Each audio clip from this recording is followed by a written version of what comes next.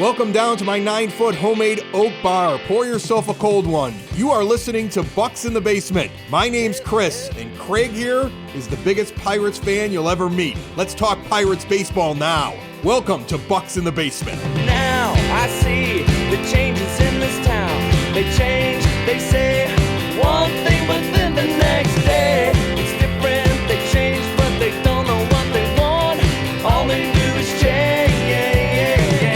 Going left, going right, travel day, travel night. That's where we'll go. No excuses, no goodbyes, no one cries, no more lies. We'll never know.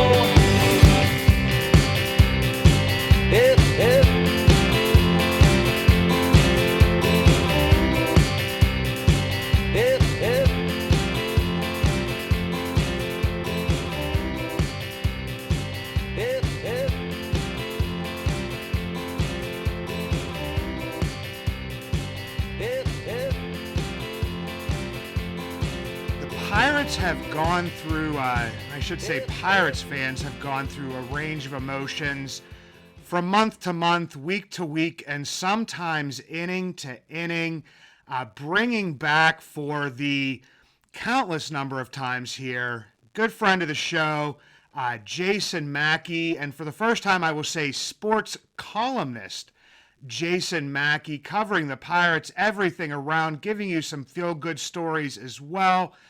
Jason, how you doing today, brother? I'm doing well, man. I'm doing well. Thank you for having me back on. I appreciate it. I enjoy it.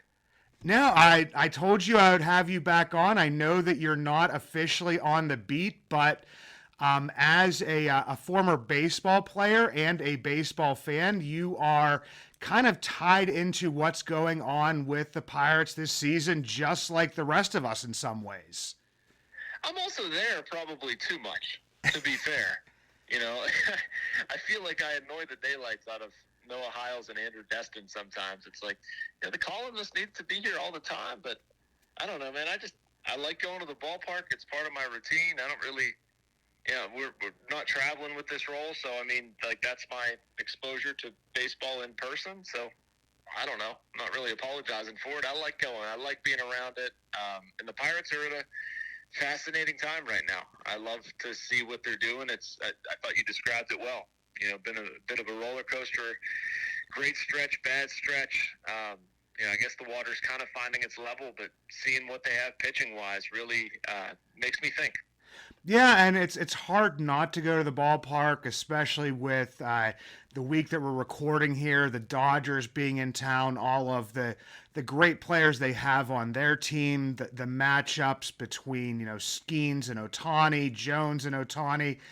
And coming up later today, it'll be already passed by the time everybody hears this, but, the great Bailey Falter versus, Ohtani possibly. So a lot going on here, but like I said, there's just been a range of emotions. And Cherington is a guy that doesn't help himself in some ways because he's a man of many but few words, if that makes sense. The last time he does a weekly show on 93.7 The Fan had been on the MLB Network earlier that day. Just happened to catch it as I was running some errands. But he puts out these quotes that, kind of get Pirates fans, Pirates media, and different stuff thinking. And he said the simplest thing we can think, we're doing better than we were at this point last year, whatever the standings were. We think we're a better, deeper team. We can think we can continue to get better, and that's always a catchphrase, to get better, over the course of 2024. We look at the team, we look at what's working well and areas where we need to get better. And a lot of people kind of took to that, and you did as well, and kind of looked at where the team was at this time last year and where they're at this year, and it kind of didn't match up with his statement. Yeah, I didn't understand what he was getting at there, Craig. I still don't. I can guess at it, but I think he was probably either one of two things. He was either talking about, the potential they have, like feeling what they could be, which I would argue that makes it even more frustrating because you look at the starting pitching and the possibilities and they're not there. And then you say, why aren't they there? And it's a lot because of the roster that Ben put out there. I know I had listed a stat where they spent, $32.5 million or whatever, and they basically gotten a -1 WAR out of it. And then you have the guy who did that saying that they're better. I don't get that. Now maybe he's trying to pump the tires of people and saying like, hey, we're a good team. It almost struck me as Billy Bean in Moneyball. Like, you guys may not look like a winning ball club, but you are one. Like that sort of thing. So I don't know. I think I agree with you that Cherington kind of gets himself in trouble sometimes. They try so hard to not say anything, and sometimes they say more than they intend. A lot of times, fans are pretty simple people. They want you to care about their team as much as they do. They want you to speak in plain terms. If something stinks, they want you to say it stinks. If you stink, they want you to say that you stink. Simple is better with that, and that's not always the route that Cherington goes. No, he definitely doesn't. And I mean, I obviously don't know him personally. Seems like a fairly even-keeled type of guy. In Pittsburgh, as fans, we are not very even-keeled. It seems like Derek Shelton, a lot of the times, is the same way. We get excited about managers and GMs that come out, and I wouldn't say just wear their heart on their sleeve, but I mean, obviously with a manager like Jimmy Leland, one that I grew up with, that has that infamous argument with Barry Bonds, would stomp around the dugout, would be, I mean, obviously what Shelton's not going to be doing, but taking some heaters to kind of calm himself down, and we like that type of stuff, and we're not really getting that. But I want to go back. You kind of pointed out the players, signing Rowdy Tellez, Aroldis Chapman, Yasmani Grandal, Marco Gonzalez in a trade, but really kind of gets lumped into that as well. Martin Perez, Michael A. Taylor, Edward Olivares. And I mean, I wouldn't throw Kutch into that, obviously. I mean, Kutch was, it's not a free agent signing. I mean, if Kutch wanted to come back, Kutch was coming back, and that kind of goes into that as well. But I also look at that, and I mean, other than kind of Marco and Tellez and maybe Grandal, I mean, I know Chris on our show was very adamant about not wanting Yasmani Grandal. But other than that, I mean, a lot of those signings were signings that fans were at least kind of, I wouldn't say happy with, but at least content with. Yeah, I mean, I get it. I don't mean this in a demeaning way. Like, fan sentiment shouldn't matter. It just shouldn't. Like, whether they get excited or not, I mean, Ben Cherington's brought here to do a job. And he could sign somebody and everybody could get all upset over. Bailey Falter is a perfect example. Everybody was all over the Pirates for Bailey Falter, including me. And we're talking about, what are they doing? What in the world? Well, because of how they look at biomechanics and analyze pitching and stuff, they saw something and they hunkered down, and they were adamant and they found it. Good on them. That's what they should be doing. We were all wrong. They were right. Everybody should acknowledge that. But I don't care if everybody thought the Chapman signing was good. I don't care if everybody thought the Tellez signing was bad or whatever. It's just has it been productive? And to this point, what they did this offseason has not been productive. My opinion on the matter does not matter. Fans' opinions did not matter. Have these guys contributed $32.5 million worth of winning? And the very easy answer is no, they have not. And Cherington is in charge of the group that spends that money, and that just can't happen. In a market as small as Pittsburgh, you cannot miss by that much. I don't know. I guess it's just black and white. To me, it's actually a lesson, I think, for me and a lot of people, that you can react to it, but none of us really know. Yeah, what the team's looking at, what the GM's looking at. I mean, a lot of that falls on, I mean, the the pro scouting department, as well as, development and different types of things. I mean, obviously, you can go back and look, and like hindsight is 2040 is what I say. I believe it's better than 2020. And looking at the signings that the team could have made, I mean, like you said, fans react certain ways. I looked at who the Pirates could have signed.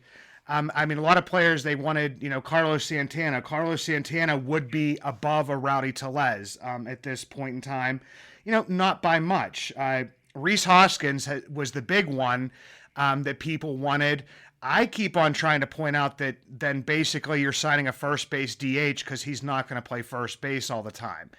And I mean, there could be, things that could be done differently, but I do agree with you, Jason, that, I mean, it definitely has to be better, especially if you want to follow up on the comments that you made the entire offseason of, competing, talking about, getting to like around 84 wins, staying in, the wild card hunt the entire year. And speaking of wild card hunt, I mean, you shouldn't be like really, scoreboard chasing or watching and wild card, standing watching. But the Pirates are like less than 2 games out at this point in time.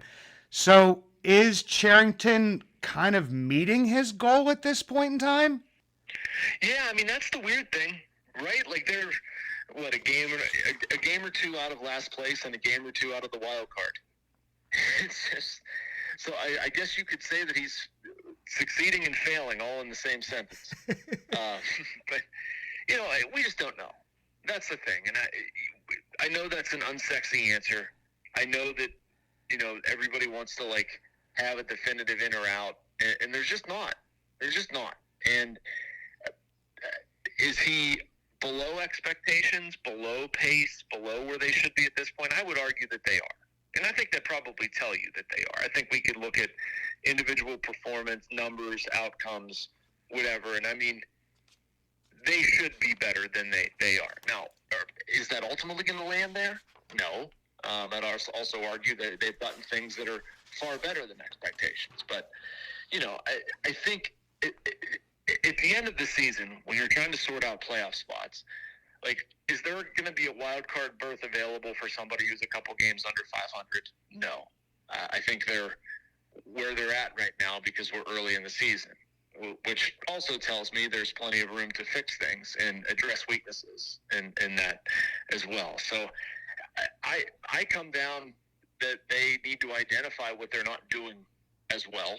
I'd like to see better bullpen performance, maybe an additional bullpen arm. I'd like to see more offense from somewhere. Maybe that's first base. Maybe that's the outfield. I think the defense could still improve a little bit. O'Neal Cruz could, find a little bit more consistency. I don't think we've seen the best out of Key Brian Hayes, but I look at a lot of those things, Craig, as also fairly attainable. I don't think I'm asking for, anything crazy or anything outside of the means for the Pirates. They should have the prospects to make a move.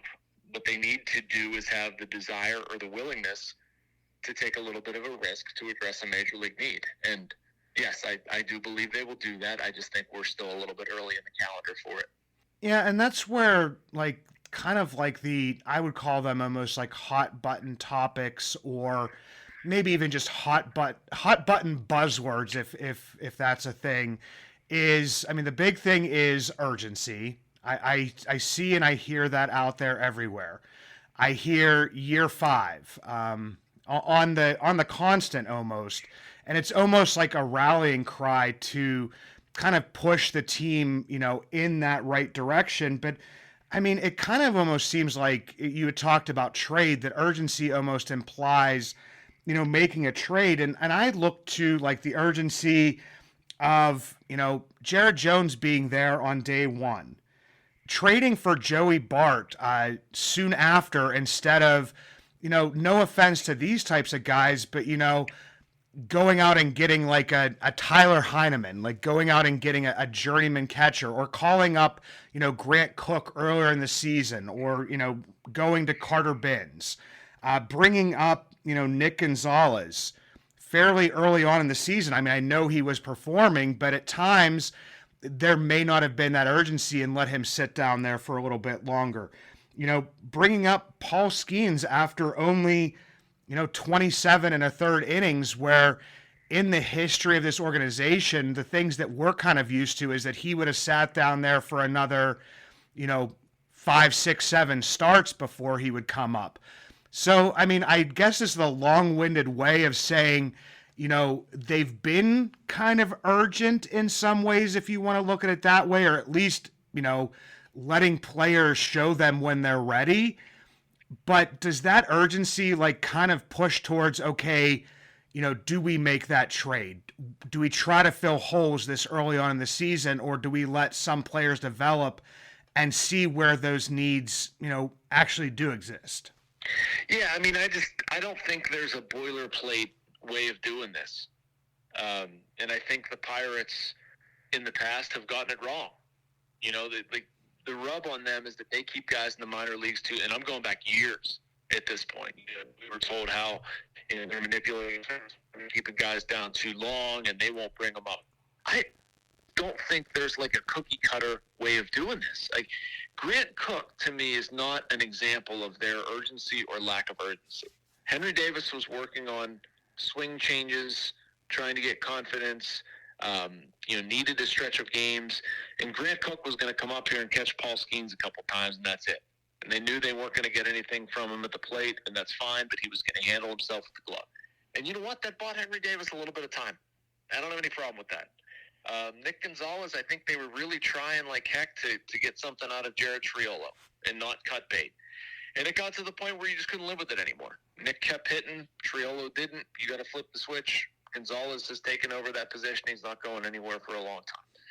I think they rode that out with a few guys. And I think what they do, keeping Rowdy Tellez on the roster, people take that as, oh, they're not urgent.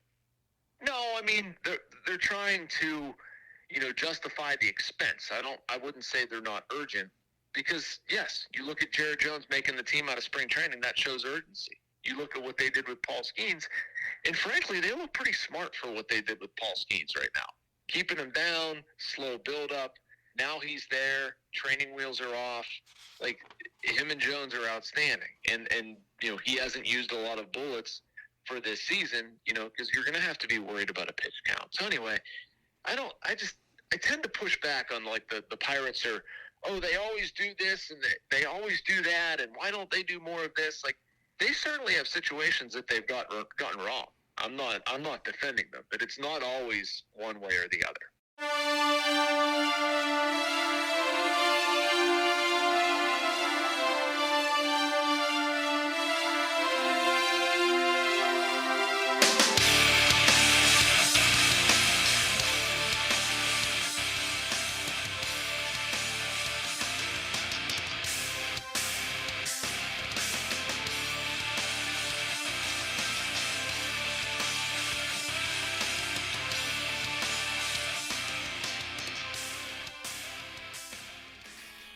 Are you a fan of the Pittsburgh Pirates and supporting small businesses? If so, Bucks in the Basement has you covered. Introducing the Bucks in the Basement Vouch Store with products from places like Split Rock Coffee, coffee with a purpose, established, owned, and operated by disabled veterans, sworn to protect America, or Camp Craft Cocktails, more than cocktails. It's a mission to build longer tables where everyone is welcome. We try and vouch for these products. Bucks in the Basement, proudly brought to you by Vouch. Visit our Vouch store at bucksinthebasement.com or simply click on the link in the show notes. You mentioned, Skeens and Jones, and I mean, that's another narrative that gets pushed out there, and it's not narrative in a negative way, because I mean, we all know with the new playoff format, if you have a strong rotation like the Pirates do, at the current moment, that you have a better chance of winning in those that 3-game wild card setup. I mean, even going to a 5-game or a 7-game, if you have 3 strong pitchers, or at this point in time 4, it gives you a better shot of winning those games. We saw that with Arizona last year. Didn't have, the best team, but got hot at the right moment, and you get in there. But then I think to myself, and I know that I'm not the first person bringing this up, and you even, briefly mentioned it there, was, the pitch counts, the innings count. I mean, I look at, Jared Jones right now, he's got 12 starts. He's got, 69 1/3 innings. He's making about 5 2/3 innings per start. If you look at, where a guy could fall, or, the estimation that some of us made between, 150 to 160 innings, that's like 14 to 15 more starts. With Skeens, between the minors and majors, he's gone up over, 50 innings, approaching 55. He might be able to go a little bit more, maybe not. We're not exactly sure, but I mean, we're not looking at guys that, are or maybe should go, 200 innings this year. And I go back to Spencer Strider last year, who pitched 189 innings after pitching 130 some innings, and then pitched in the playoffs and is now, on the shelf. So, I mean, even if we get to that wild card, I kind of caution, are we going to have to shut these guys down in the middle of the season if the team's performing well to get them to that wild card? Yeah, I mean, I get you. It's why I think they'll probably wind up doing things a little bit differently pitching-wise soon. And I don't mean sending Skeens down, sending Jones down, having these phantom ramp down, ramp up, Roansy Contreras type things. I mean, I think the ideal scenario, honestly, is for them to go to 6 at some point and just space this out a little bit. I'm kind of surprised they haven't already. And maybe it's injuries and they don't have enough major league arms that they can count on. But when you get Martin Perez back healthy, Quinn Priester's in the rotation right now. We were on our podcast last night for the Post Gazette talking about Domingo Germán, and we were kind of taking opinions. Andrew said that he didn't think we'd see Germán until September. Noah and I argued that we'd see him sooner. And, I think Germán's an interesting case in here, because if you go to a 6-man rotation, he's somebody that you could bring up and count on. And, I mean, they just don't have a lot of guys other than Mitch Keller who's thrown with volume. And if you want to go, Keller every 5 days or something like that and keep him on more of a regular turn, I don't have any problem with that. I mean, he might want that and he deserves that. But, if you're going to space those guys out, it saves bullets in the aggregate. So, they can't keep going the way they're going. If there's an opportunity to shorten a guy's start without doing the 5 innings, 59 pitches debacle that we saw against the Mets, I think they'll look for those opportunities. But, yeah, I mean, they did what they did with Jones and Skeens, or at least with Skeens, so they don't have a Strasburg-type shutdown. And so I would really hate to see that. Yeah, and you mentioned Germán, is up in AAA right now. I don't know, Braxton Ashcraft, because that's another weird one, because you have a guy on the 40-man, you have a guy that's performing well in AA, but then you also have a guy that didn't pitch many innings last year because of injury, and you don't know how many innings he has this year. So that's where, my brain is just I don't want to say, don't try to win this year, and that's not what I'm saying whatsoever, but it's just this is a year where, you have a lot of guys that could be on innings counts, but you also want to try to balance it with trying to win in the, the immediate future here. It's just it's a very weird thing that's going on, because guys, especially in Jones's case, developed a lot quicker than maybe even the Pirates expected. I know that Jones probably expected himself to develop like that, but is showing up a lot quicker. And like you said, it makes it a lot easier. But I would also point out, the Baltimore Orioles last year, they went to a 6-man rotation during the season. to be able to, allow, Grayson Rodriguez that ability to develop and get more rest. And there are guys that, I feel like you mentioned, I feel like Color, it kind of seems like he wants to go on 5 days. And I don't know if it's a performance thing. I don't know if it's a comfortability thing.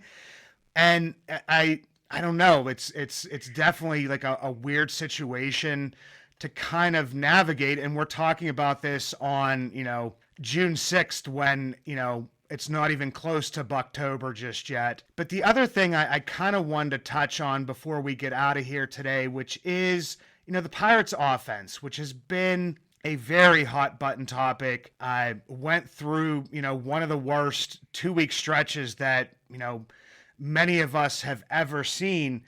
But since June 10th, once Nick Gonzalez was brought up, once we knew Paul Skeens was being brought up, they've been a league average offense. And I don't know if that's a mirage. I mean, they're sitting, 15th as far as OPS during that time. They're sitting, I believe it's like 17th as far as WRC plus, sitting at 97. I mean, is the offense kind of turning around, or is this just like the, Nick Gonzalez spark plug effect with Rowdy Tellez and Michael A. Taylor playing less, and hopefully Brian Reynolds getting ready for what usually is, his best month of the year in June? Yeah, I mean, I think it's more of the latter than the former. The Nick Gonzalez heater, to me, there should be a heater somewhere pretty much at all times, right? Like if your offense is clicking, it's not always going to be Gonzalez, but somebody needs to pick up that torch and go carry it for a little while. And that's the way this offense should function. So, do I think what they've done over the past month is a mirage? No. Do I think, I looked up last night, I think they're 7th in runs since Skeens came up. Do I think this is a top 7 in runs offense over 162? Of course not. The truth is going to be somewhere in the middle. And I think this is what I thought going into the season. I think this is what a lot of people thought, that, this offense should be capable of at least being league average or so. They should score that many runs. Now, they're not going to do it by hitting a bunch of home runs, and that's fine. They should put pressure, draw walks, steal a few bases, hopefully run the bases in a smart way. That hasn't been the case this year all the time or as much as you'd like. But yes, I think this offense is capable. I think we're starting to see signs. What if Henry Davis comes back up here and actually hits? What a huge development for the Pirates that would be. Or if Jack Sawinski magically finds the good stuff that we've seen over the past 2 years and discards a lot of the bad. I'm not saying all of those things will happen, but I think a few of them are certainly possible. Yeah, and I feel like as fans here, we're hoping that the entire offense clicks all at one time. And unless you have a, offense like the Dodgers, when you see that, top 5, in the lineup, you see every single guy, hitting over 300, OPS is over 800, and some of them well over 800. But you kind of point out that it's just if only a couple guys are going, it makes the offense not look so stagnant. And it kind of seems like during that, awful stretch, it was the entire offense kind of fell flat on its face. And that's not something that, I wouldn't say that we're used to, because we're Pittsburgh Pirates fans, but it's something that we maybe didn't expect this season, especially players with Brian Reynolds. You maybe didn't expect Brian Hayes' back to act up as soon as it did this season. And to me, that's I don't know. I always worry about that. You and I texted about back issues a little bit this morning, and I'm like, I got a bad back. I will always have a bad back. And I don't even know when it's going to act up, because sometimes it's after I cut the grass and go for a run and do kinds of other stuff. And sometimes it's just when I go to pick up a piece of paper in the morning. I'm pretty sure I got hurt last night sleeping, Craig. Which, according to a Billy Gardell comedy bit, you're getting old when you get hurt sleeping. I went to bed fine. I didn't do anything crazy last night. I covered the game. I drove home and I went to sleep. And I was feeling fine when I went to bed. When I woke up this morning, my back was killing me. So yeah, that's the ultimate embarrassment, right? You woke up, you didn't do anything. But I think the parallel there was somebody on the Pirates carrying the offense and putting them on their back, which, it shouldn't be incumbent on one guy. It never will be. And the Pirates had a weird amalgamation of people struggling all at the same time, and it hurt them. And I don't think you're going to see that again. I do think they've adjusted their approach a little bit. I think you're seeing, whether that's like intentional or just guys with a little bit more confidence and clarity at the plate, you're seeing them more aggressive early in counts, which about darn time would be my statement on it. And then I just think, guys that are not productive, that you're trying to be patient with and afford playing time to, i.e. Rowdy, Michael A. Taylor, et cetera, that are not getting it done, then you're going to start looking at new guys and giving guys new opportunities. There's a chance things could change. And so I think we're seeing a little bit of that too. Yeah, and just one more thing, Jason. I'm going to make this as quick as possible, be respectful of your time, is that, I look to, if, the Pirates made moves. Everybody looks back because it's the earliest, the most recent success that we've seen. We saw the Pirates trade for a Justin Morneau, a Marlon Byrd, just for those little kick starts to, kind of keep the offense going. And in those instances, we didn't trade, huge prospect capital to be able to obtain that. And I kind of see Pirates fans looking to trade, big prospect capital to kind of bring in a Luis Robert Jr. or different things like that. Are Pirates fans just trying to, just make the team completely competitive for the next few years, or just going and aiming for the best guy they see out there available? Or, should we kind of look for just those little pieces that could make this team, just go over the top just a little bit? Yeah, I don't know if I feel comfortable giving a blanket answer on how Pirates fans feel or should feel. They want to see something good. I know that, and they deserve to see something good. I think a lot of these moves are circumstantial. What I mean by that is, are you being asked to give up a haul, something that's going to be prohibitive in the future for this year? I don't think they should make that move. If you're asking me for Bubba Chandler, Thomas Harrington, and I don't know, somebody else, and Xander Muth or something like that, good young arms, I'm not going there. But if you're asking me for, I'll use this example, can I get a Carlos Santana for Johnny Severino, which is what, they essentially did a little bit later in the calendar year last year. Yeah, I'm making that trade. I'll trade a guy with upside at the lower levels of the minor leagues, to address a need. I'm not going to sell guys that I think are very much a part of the future here to chase something. So I think all of those things need evaluated individually. And I struggle. I feel like I'm talking like a Pirates front office member or being political about it. I'm not. I swear I'm not. It's just, you can't, there's not one answer that covers all of it. If it's a smart trade, do it. I'm not against doing something. But just don't do anything stupid. And I am largely against trading young arms when you're in a situation like the Pirates, where they're probably not going to pay for quality starting pitching. I want to try to grow that as much as possible. I'm not saying I wouldn't do it. I'm just saying, I would need to be really convinced to let a young starter get away. Yeah, and Jason, it's a good answer, though. It's, in my eyes, I think it's a good answer just because it's kind of the way I'm thinking as well. But for those of you that don't, please go follow Jason Mackey at JMackey PG. There hasn't been a fake Mackey account out there for a while. I'm going to knock on wood that there isn't one. Also, go follow Andrew Destin, Noah Hiles. They're on the beat for the PG. Read not only Jason's stories on the Pirates, on the Steelers, but also some feel-good stories. There was one out there within the past couple of days about a baseball game that is going to be able to continue to keep going for children with disabilities. Jason, I definitely do appreciate you jumping back on, and I will have you back on again because I love talking ball with you, man. Awesome. Thanks so much for having me, Craig. I appreciate it.